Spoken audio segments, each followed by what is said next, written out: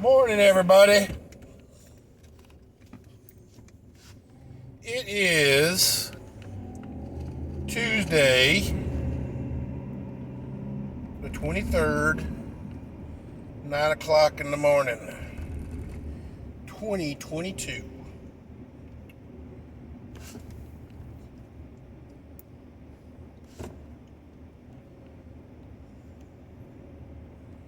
Where is your line in the sand? Is there a line in the sand?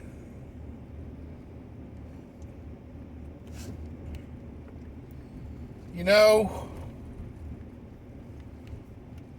a lot of threepers and patriots and do a lot of quotes from our founding fathers and such, and memorable events through history that patriots stood up against overwhelming odds and won, and in the case of the Alamo, lost but inspired the victory at San Jacinto.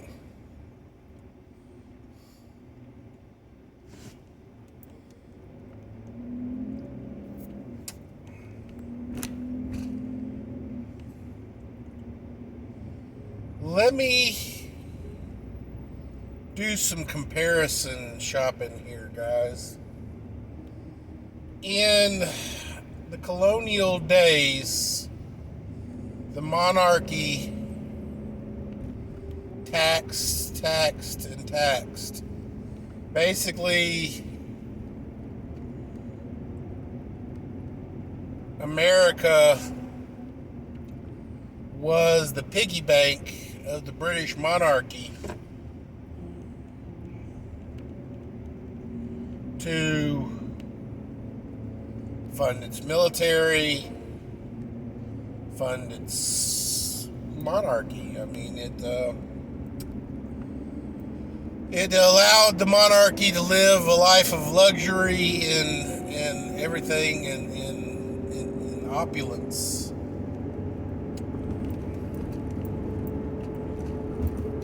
And it got to the point where it was just more and more and more. And the colonists were not seeing any representation for the money that they were spending. They weren't being defended from other national colonists like the French, the Spanish. Wasn't being defended from pirates for their trade. Wasn't being defended from indigenous Native Americans and things like that. The military was not there to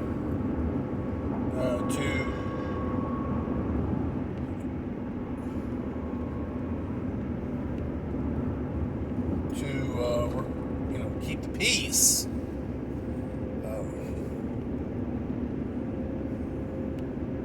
In those days, each little colony had a magistrate, which was their judge, and they had like a sheriff. That was all. There was no policing force other than the military. And that was the deal. They weren't seeing any kind of benefits to that. Increases in trade or anything else like that. Now, let's compare that to today. They're taking more and more of our taxes, and yet at the same time, they're defunding our police departments. We have a rise in crime. We have murders, multiples happening daily all over the country. And yet, our police forces are underfunded. Our schools are underfunded.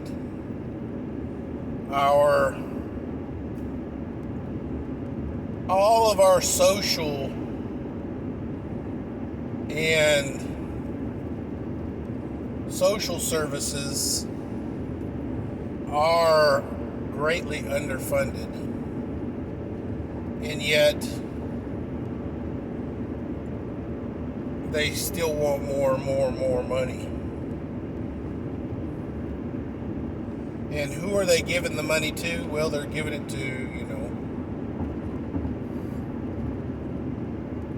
businesses. They're giving it to companies. They're giving it to things that can, turn around and fund their campaigns to keep them in power.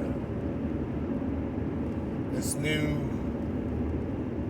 slogan, Forever Washington, in which,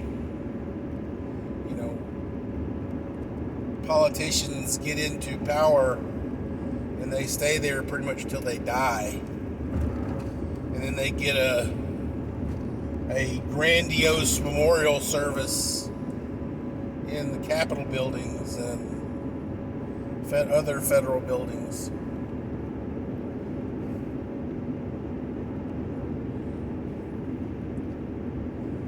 Well, our founding fathers finally got, enough of this and started, fighting back. Boston Tea Party and such.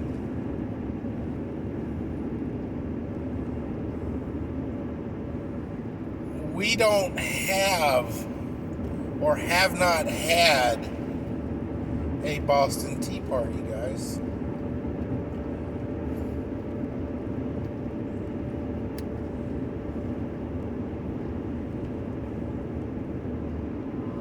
We have not demonstrated to our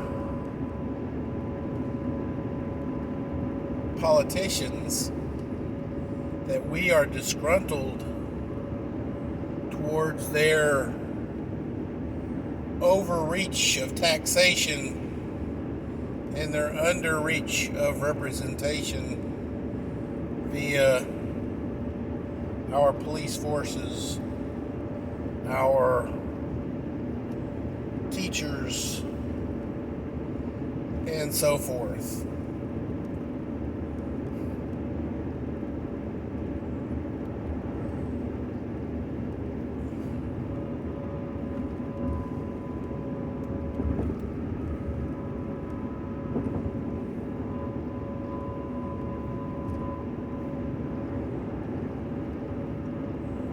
What would a Boston Tea Party look like in today's world? What kind of demonstration could elicit, the desired effect, or to give the right message to our politicians? Well,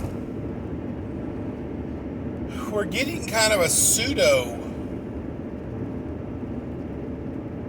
Boston Tea Party in the fact that our politicians see that their popularity ratings are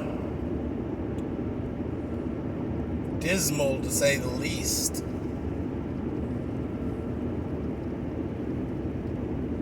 Fear of a pendulum swing to the right has many of these long-term politicians deciding to retire soon and not seek another term. And not even the long terms. We got lots of junior politicians not seeking another term for fear of this pendulum swing. We just saw Liz Cheney basically have her fat ass handed to her.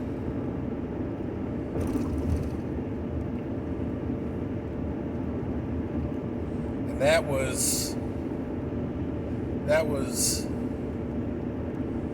as sweet as a donut, guys. You don't get much sweeter than that.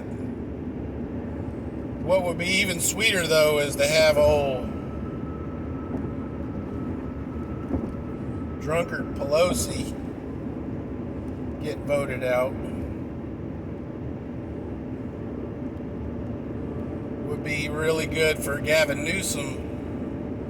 Get his ass out of there.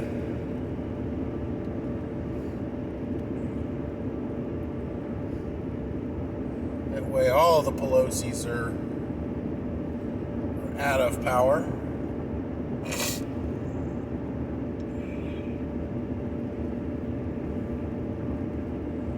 But ladies and gentlemen, what would be a Boston Tea Party style demonstration? The Boston Tea Party was a response to an increase in taxation of tea.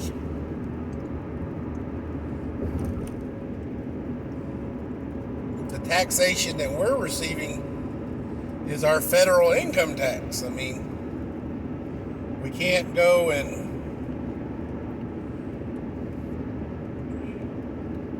throw our, our paychecks in the ocean.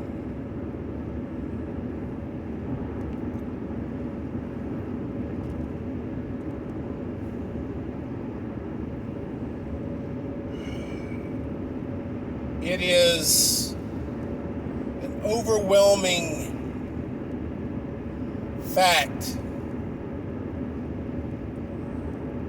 that we can see it in the cards, guys, that all these new things, especially this anti-inflation thing they just passed, is going to cost us dearly. And part of the anti-inflation law, act, whatever it is to, has a built-in paycheck on it, guys. It is increasing the number of IRS agents, as well as the fact that they are being armed. Used to just the letter or the phone call from the IRS stating that you're going to get an audit was the most terrifying thing most people would actually, experience in their life. And yet now, not only can you get a letter or a phone call from the IRS expecting an audit, but the representative will be armed at the same time. That's some insane bullshit right there, guys. So we've always said that our federal taxation is at the point of a gun. Literally, now it is going to be.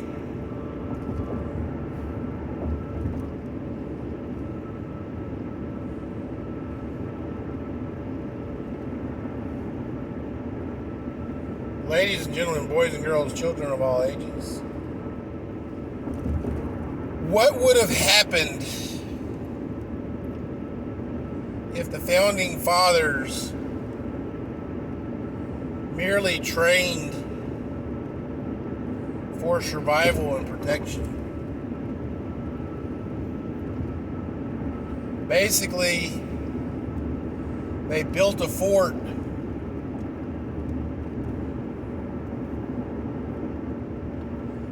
declared its independence, hunkered down, and waited for the military to come to them. Could they have survived? I don't know. Probably not. One of the things about the colonial military is that they met the enemy on their terms. They moved, they grooved, they kept moving.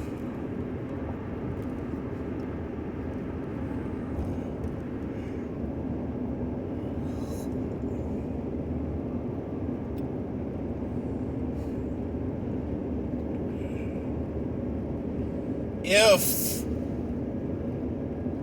the colonial army simply built a fortification, locked themselves in, and then declared themselves independent of the taxation levied by the monarchy, the monarchy would have just simply sent wave after wave after wave to simply starve them out and then kill them.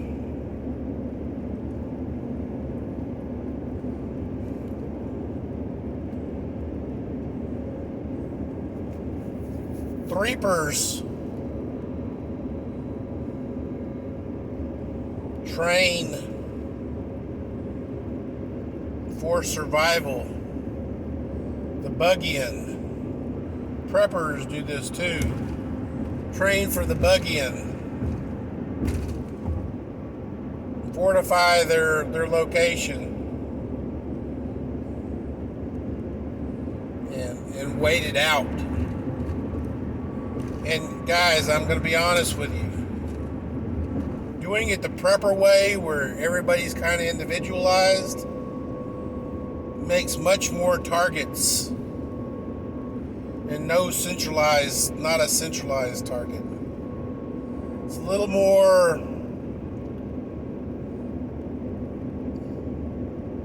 survivable than going off to one location, fortify yourself, and wait.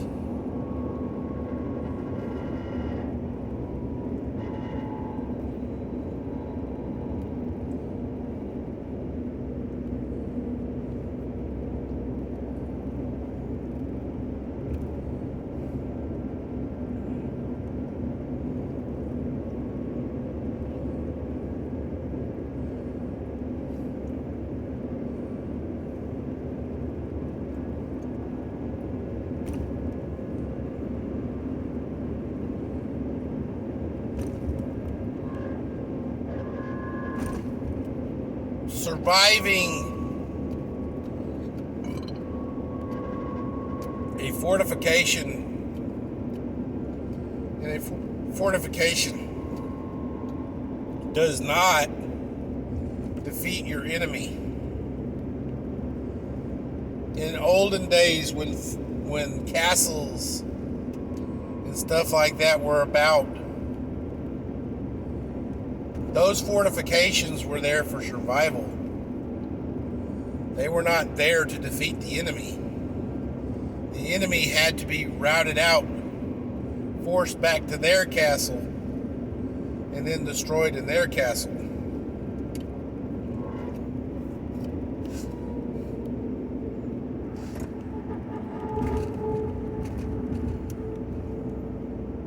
Basically, in the castles, you would hope that your fortifications and your supplies would outlast the attacking armies. But in all honesty, guys, supply chains and stuff like that, it would work because there was the limited technology of the day. Today, armies can have food trucked, airlifted, and brought to them in nearly unlimited fashion to wait out a stronghold. We have the Waco incident, in which they actually, fortified their compound. What happened? The government burned them motherfuckers, guys. They burned women and children just because they thought different, guys.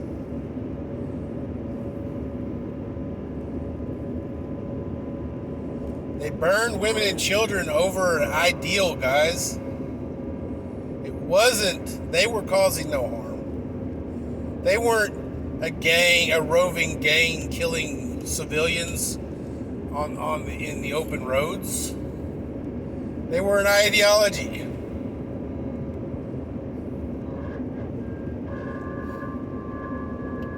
They burned them, guys.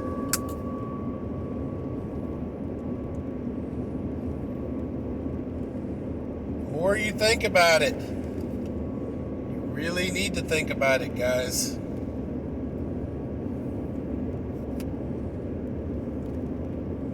The battle needs to be taken to them, but we need to identify a them to take it to. That's the main problem. Let's go, Brandon.